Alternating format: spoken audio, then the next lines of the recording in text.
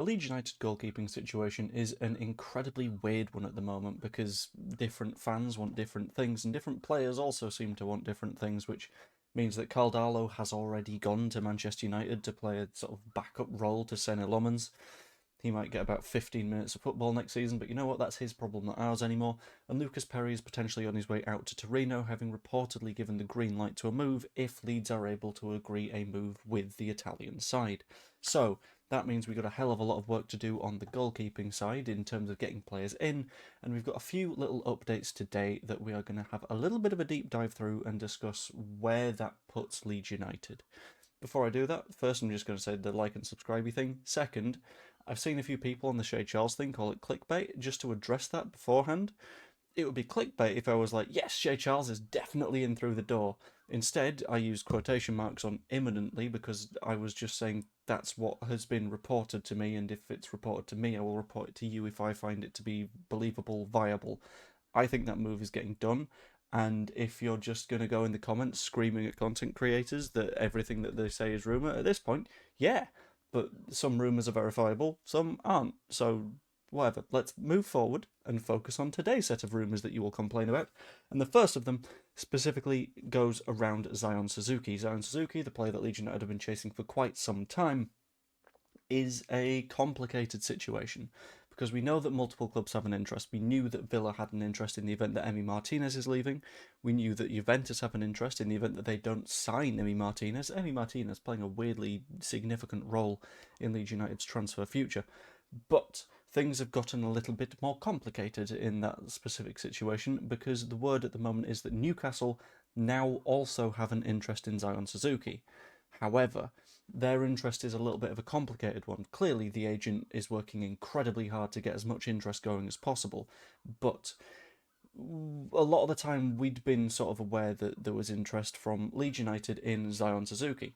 Fantastic, love to see it, at the price of 30 million euros. However, the Newcastle interest has been reported at about 17 million pounds, which I know my conversion rates aren't spot on all the time.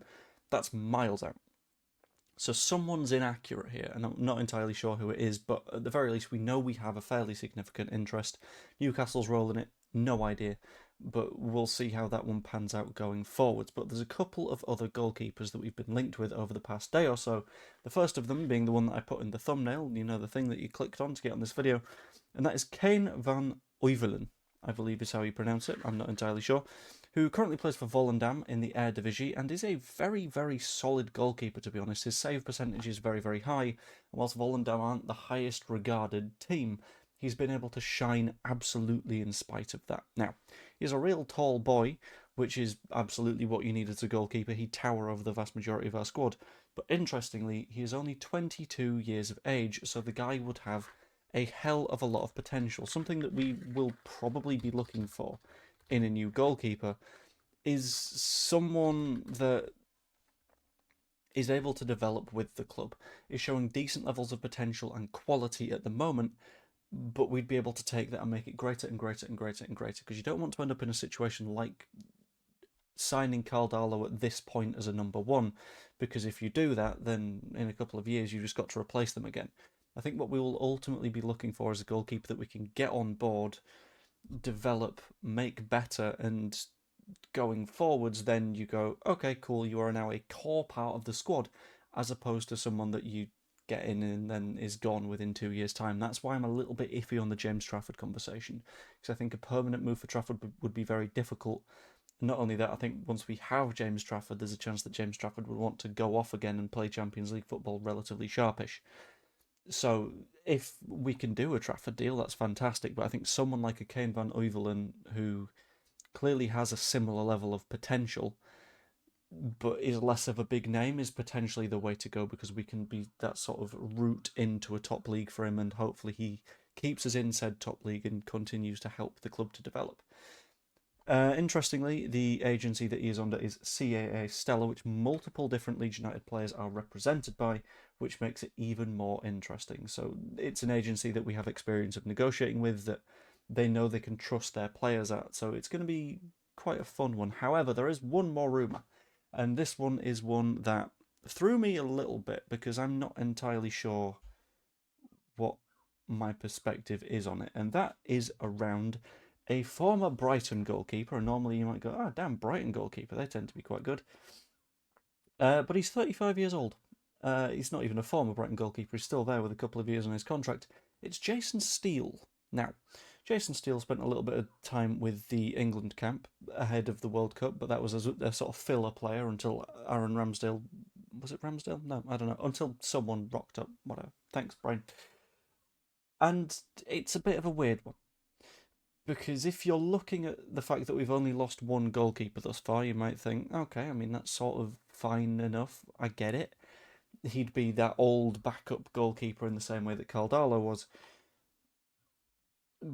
But in the event that we're losing two goalkeepers, things start to add up a little bit more. So in the event that we lose Lucas Perry and that we lose Caldalo, that's us starting from scratch when it comes to goalkeepers, apart from Alex Cairns. But realistically, no one is thinking that Alex Cairns is going to get too many minutes in the Premier League, because the last time he consistently played football was in League 2 for Salford.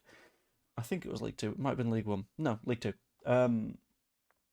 But when you look at it as a complete reset, start again, build from nothing, it makes sense to look at Van Oevelen or Suzuki or Trafford in addition to someone like a Jason Steele. Someone that is that sort of solid foundation that can be there for a few years, adds to your homegrown quota, can put in a few minutes here and there. Like, as I mentioned, the call up to the sort of backup England gang isn't the worst of signs in the slightest. And in all likelihood, as a backup goalkeeper in the Premier League, you're not going to play too much anyway. You are waiting for that sort of main goalkeeper to get injured before you get any minutes. So to have someone fill that Carl Darlow role in a way would make a little bit of sense. Again, this is reliant on Lucas Perry also leaving the club. I think in the event that Perry doesn't leave, it'll be a case of look for two players that can functionally be a number one. So that would be Perry and someone, Van Oevelen, Suzuki, Trafford. But it's a bit of a curious one. The goalkeeping situation has become more of a problem than anyone expected at the start of the transfer window. Everyone went into it sort of going, things will be roughly sort of fine. It's a position where we've got two number ones. That's pretty solid. I don't see too many issues. And then Darlow left and Perry looks like he could potentially leave. So there's going to be a pretty big reset there. In addition to that, there's going to be a fairly big reset in multiple positions, but it's going to be interesting to see what happens, including the Muharemovic thing, because apparently we're also looking like we're the favourites right now. But I'll get into that one at a later point, which should be quite fun. So, anyway, I'm going to end that there. In the comments, let me know which of the three goalkeepers you'd like, or a combination of the above. That's kind of interesting. I think the Kane van Oevelen one, we don't really have a clue on fee right now, but that's because it's a very odd situation. Like, Eredivisie means it's not going to be too expensive, but young and promising means another thing. It's a bit weird. Anyway, let me know what you think in the comments. Like, subscribe, become a member, all that fun stuff. Channel members get videos like this one nice and early, which is quite nice.